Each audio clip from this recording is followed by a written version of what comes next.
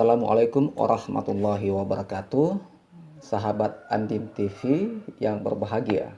Pada kesempatan kali ini, kita akan membahas tentang sejarah masuknya Islam di kerajaan atau di Kedatuan Luwu. Namun sebelum itu, kita akan membahas tentang relasi Kesultanan Utsmani Turki dengan Nusantara yang kita anggap sebagai pintu penyebaran Islam di Nusantara. Pada tayangan kali ini adalah merupakan bagian awal dari dua bagian yang membahas tentang fakta lain terkait dengan sejarah masuknya Islam di Kerajaan Luwu.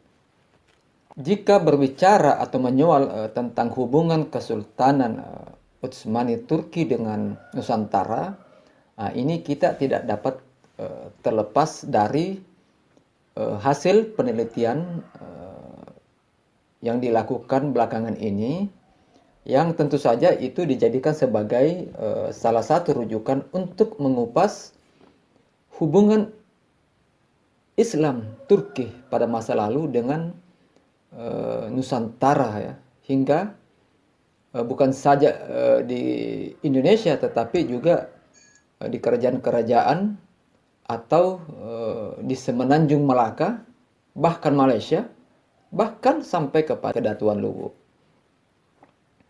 Nah, sejarah masuknya Islam di Nusantara itu tidak dapat dilepaskan dari pengaruh kerajaan Utsmani Turki. Salah satu sumber yang dapat dijadikan sebagai rujukan adalah dari Ismail Haqqi Kadi, seorang associate profesor bidang sejarah di Universitas Istanbul Medeniyet. Nah, beliau sejak April 2009 atau kurun waktu selama 11 tahun melakukan riset terkait dengan relasi antara kerajaan Utsmani dengan negara-negara di Asia Tenggara, termasuk dalam hal ini di Indonesia. Menurut Kadi, bahwa relasi Kesultanan Utsmani Turki dengan Nusantara itu dibagi menjadi dua kategori. Jadi ada relasi dalam konteks hubungan formal dan ada juga dalam konteks hubungan informal. Nah, dalam hubungan informal ini yang dimaksud Kadi itu meliputi hubungan yang berbasis politik dan militer, ya. Seperti misalnya hubungan yang dibangun pada abad ke-16 melalui surat menyurat dan berbagai hubungan militer. Sementara itu hubungan formal itu terjalin nanti pada sekitar abad ke-19. Nah, namun Haqqi juga mengakui bahwa sebenarnya sumber-sumber Utsmani pada abad ke-17 dan ke-18 pada dasarnya tidak terlalu banyak memberikan petunjuk apapun itu tentang hubungan resmi antara Utsmani dengan Nusantara. Jadi ini terkait dalam konteks hubungan resmi atau formal. Nah, tetapi menurut beliau bahwa bukan berarti tidak dapat dipahami bahwa tidak ada hubungan sama sekali. Ya, hubungan itu tentu ada, tetapi mungkin yang dimaksud di sini adalah hubungan yang non formal. Yang menurut Sumardi Azra itu dalam konteks hubungan intelektualitas, ya. Nah, namun penelitian lain juga diungkapkan oleh Sumardi Azra, ya, dalam karyanya yang berjudul Jaringan Ulama Timur Tengah dan Kepulauan Nusantara. Menurut beliau bahwa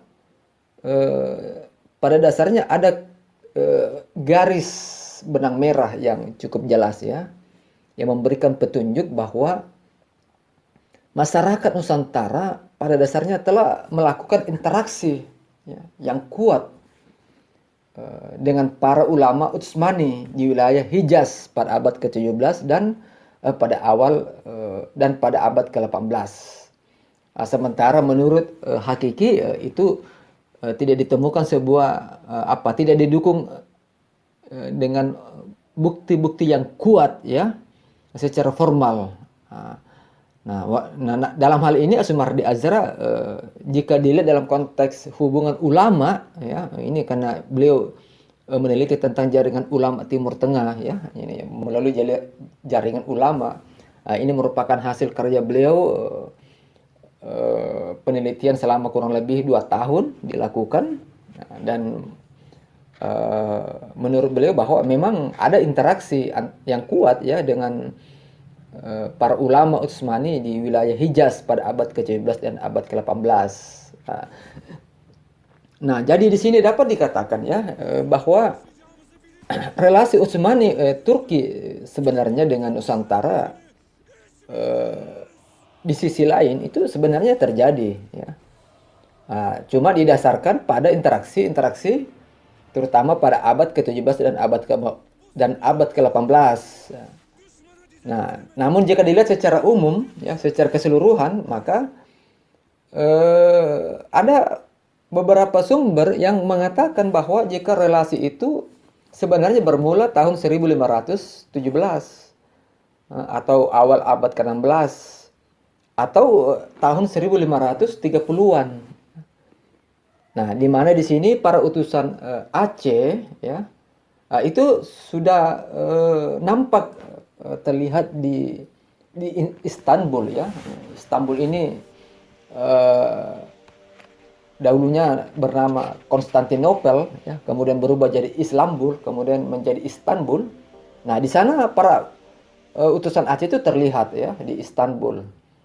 Apa yang mereka lakukan di sana adalah melakukan kerjasama ya dengan Utsmani. Dan mereka datang untuk meminta bantuan militer karena pada saat itu sebagaimana kita paham bahwa di Indonesia yang dahulunya itu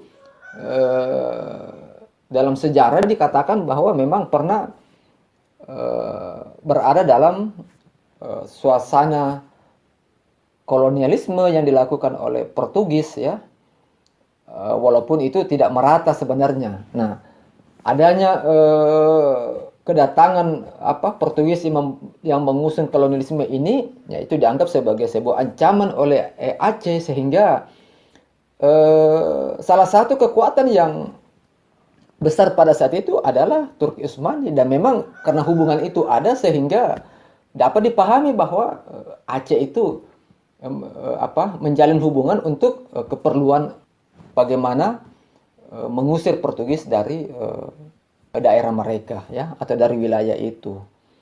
Nah, sebagaimana kita ketahui bahwa Turki atau Kesultanan Utsmani atau Ottoman ya pada saat itu itu merupakan salah satu negara yang superpower ya pada masanya, dan menguasai dunia itu hampir sekitar 5 abad ya, 5 abad yang kekuasaannya membentang dari Asia, Afrika sampai ke Eropa. Jadi siapapun yang melihat Kesultanan Turki Utsmani itu, apalagi jika dengan armada yang nama Turki Utsmani, ya pasti mereka akan berpikir 2 kali untuk melakukan sebuah kontak fisik ya, karena mereka sudah paham risiko jika mereka kemudian melakukan sebuah kontak ya.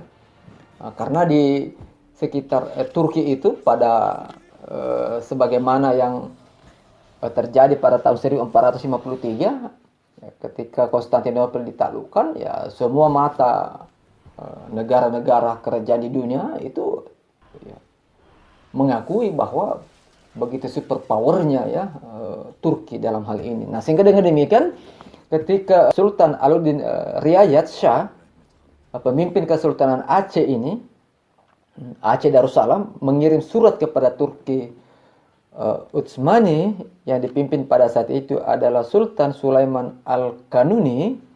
Nah, di dalam surat itu Sultan Alauddin Riayat Shah ini yang berasal dari yang pemimpin Kesultanan Aceh itu meminta bantuan untuk menghadapi Portugis yang sedang merebut bandar-bandar atau kota pelabuhan yang akan menyerang Aceh Darussalam pada saat itu.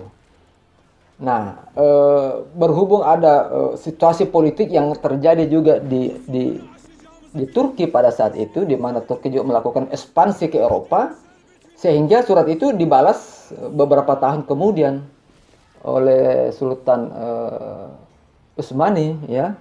Nah, pada saat itu dikirimlah 15 kapal perang kecil, ya, dan 2 kapal perang besar. Nah, berarti totalnya semua 17 kapal, ya, beserta pasukan militer dan perlengkapannya ke Aceh Darussalam. Wah, ini sangat memberikan harapan yang besar bagi Aceh dan membangkitkan semangat juang, ya. Bahkan di antara mereka bukan cuma kapal tapi juga beserta pasukan dan alat-alat perang yang lain, ya. Jadi ini sangat luar biasa. Bahkan sebagian besar dari bahkan ada beberapa di antara mereka yang pasukan yang dikirim ke Aceh itu kawin mawin dan menyebarkan Islam di Aceh Darussalam, dan juga memberikan alih teknologi dalam pembuatan meriam, ya, meriam besi yang besar itu yang digunakan pada saat penyerangan ke Konstantinopel. Nah, hubungan kedua negara kerajaan antara Kesultanan Utsmani, ya, Turki dengan Aceh Darussalam ini tentu saja memiliki kesamaan ideologi, ya, yaitu bagaimana Islam rahmatan lil alamin. Jadi bagaimana Islam itu dapat ditegakkan demi untuk kemaslahatan umat, atau bagaimana supaya umat ini benar-benar berada di dalam kondisi yang menyebarkan kebaikan, amar ma'ruf nahi mungkar, ya. Nah, atas dasar inilah kemudian Aceh memosisikan dirinya sebagai kerajaan Islam yang salah satu misinya adalah bagaimana Islam ini dapat tersebar ke berbagai wilayah Nusantara, bahkan termasuk dalam hal ini adalah kerajaan atau kedatuan Luwu yang berada di Sulawesi Selatan. Nah, ini juga menjadi menarik sebenarnya bahwa ada beberapa pertanyaan yang mesti kita harus jawab, ya, terkait dengan kedatangan 3 mubalik Aceh ke kerajaan Luwu, yaitu Imam Sulaiman, biasa juga dikatakan Datuk Sulaiman, Abdul Makmur, dan Hatib Bungsu. Nah, ketiga ini menuju Luwu dalam rangka untuk menyebarkan Islam yang rahmatan lil alamin. Nah, jadi setidaknya terkait dengan itu ada 3 hal yang menarik yang harus kita kupas, ya, yang terkait dengan fakta lain tentang proses masuknya Islam di kerajaan Luwu. Yang pertama, mengapa sih sebenarnya Aceh itu tertarik menyebarkan Islam di kedatuan Luwu? Yang notabene Luwu itu adalah daerah yang lebih jauh ketimbang dibandingkan dengan Makassar atau Bone. Dan kita paham bahwa pada saat itu kerajaan Goa dan Bone, kerajaan yang besar, ya, dalam hal ini dikatakan Telu Becoe, ya, artinya 3 kerajaan besar termasuk juga pada saat itu adalah kerajaan Luwu. Nah, ini menjadi sebuah pertanyaan yang tentu memiliki sebuah arti tersendiri dalam menyikapi apa yang dilakukan oleh Aceh pada saat itu. Yang kedua, dari mana sebenarnya mereka itu mengetahui bahwa suatu eksistensi kedutaan Luwu, bahwa kedutaan Luwu itu ada pada saat itu, ya, pada tahun 1593, ketika Islam itu masuk ke kerajaan Luwu. Nah, jadi ini juga menjadi sebuah pertanyaan dan juga tentu akan menarik dijawab. Nah, dan yang ketiga bahwa apakah masih ada fakta-fakta lain yang selama ini belum terlalu dikenal oleh masyarakat terkait dengan proses masuknya Islam di kedatuan Luwu. Nah, ini juga menjadi pertanyaan yang menarik, yang kesemuanya ini kita akan bahas pada tayangan berikutnya. Sehingga dengan adanya hal yang lain, fakta-fakta lain, data-data yang lain, data-data baru ini, tentunya bukan untuk menimbulkan sebuah perbedaan, tetapi bagaimana kita mampu menyikapi sebuah informasi untuk dalam rangka untuk memperkaya hasanah pengetahuan kita tentang sebuah peristiwa yang terjadi pada masa lalu. Sehingga dengan demikian tentu kita akan arif dan bijaksana dalam menyikapi sebuah peristiwa yang terjadi. Nah, itulah yang disampaikan pada kesempatan kali ini. Dan untuk membahas ketiga pertanyaan tadi, silakan mengikuti konten berikutnya. Demikianlah tayangan kami, semoga memberikan manfaat dan jangan lupa menyebarkan informasi kebaikan kepada umat. Sekian, wassalamualaikum warahmatullahi wabarakatuh.